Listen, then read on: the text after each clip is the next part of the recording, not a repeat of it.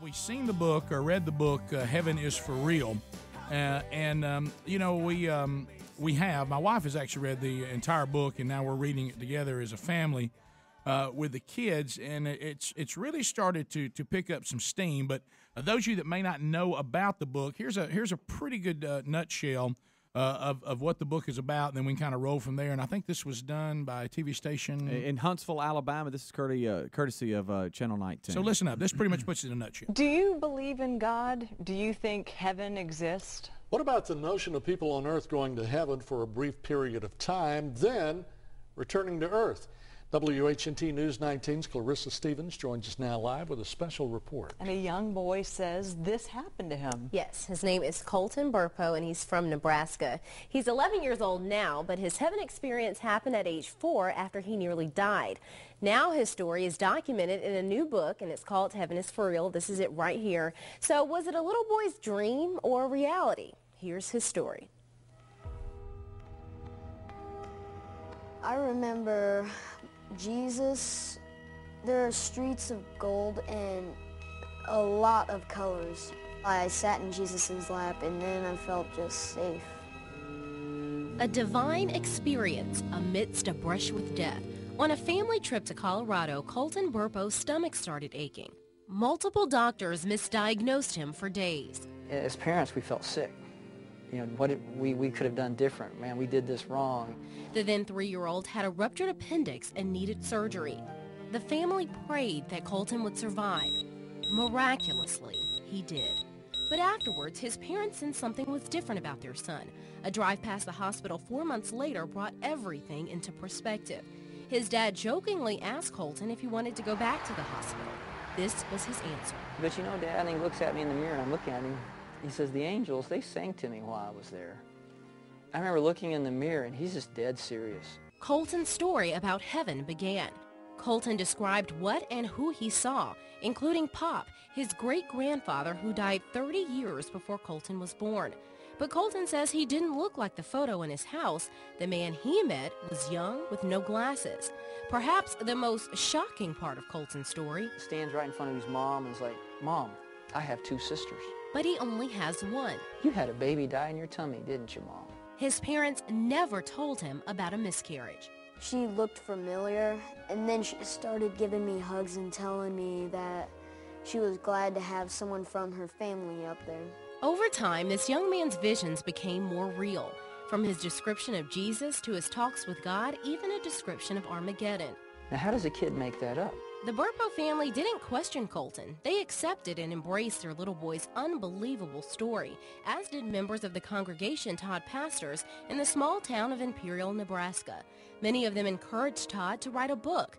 He went for it, and now it's a New York Times bestseller. We never imagined it to go where it is. 500,000 books have been printed and are being sold in bookstores across the country, including Huntsville.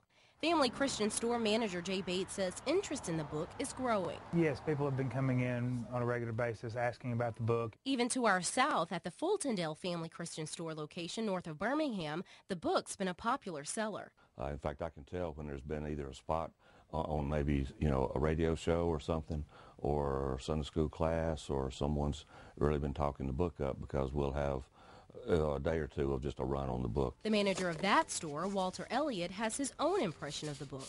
Being a man of faith, certainly believes strongly. And Walter isn't the only man who believes strongly in God and that Colton and Christ came face to face.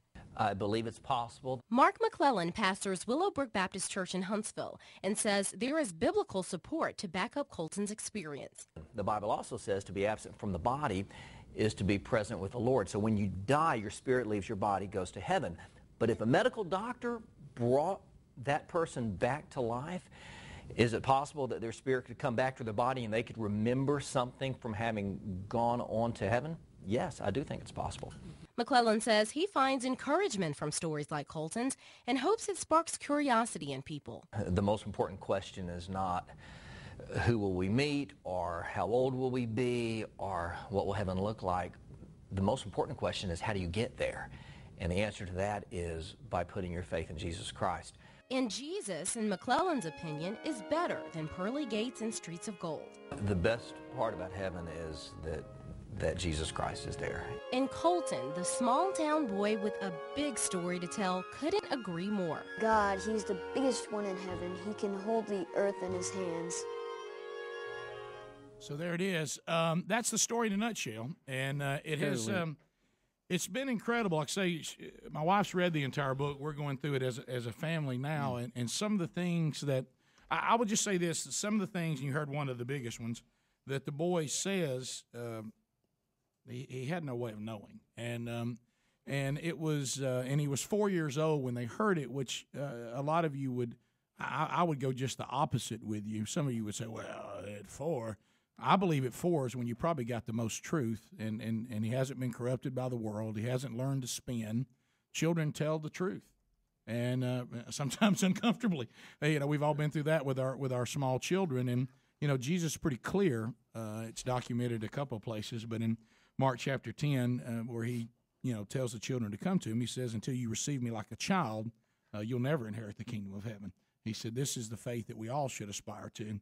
And reading the book, there's a lot of fascinating parts in it, and we'll come back after the break, and I'll talk a little bit about it in your phone calls about it too. But, I think the thing that was that really threw that family for a loop is when he said he met his sister there, and they had never told them that his mother had had a miscarriage, and that just blew their minds. And the cool part about the granddad, they touched on a little bit in the book. It gets in more detailed. He doesn't recognize the picture of his grandfather when his dad shows it to him as an old man, and then he sees in his dad's drawer, he's fiddling around, a picture of his grandfather as a young man, not knowing who he was. And he asked his dad, he said, "Where'd you get this picture of Pop?" And he said, "Well, how'd you know that is your pop?" He said, "Because that's what he looks like in heaven. I met him." Wow. So anyway, it's interesting. I know some of you will disagree that it took place, and you know what? At the end of the day, I don't really know.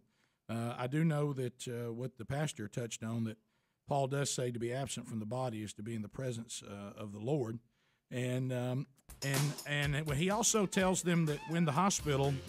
When his spirit left his body, he told his mother and father what they were doing while his body was in there on the table. He said his mama was in the room talking on the phone to family, and his daddy was on his face praying in the waiting room. And they both said that's exactly what they were doing.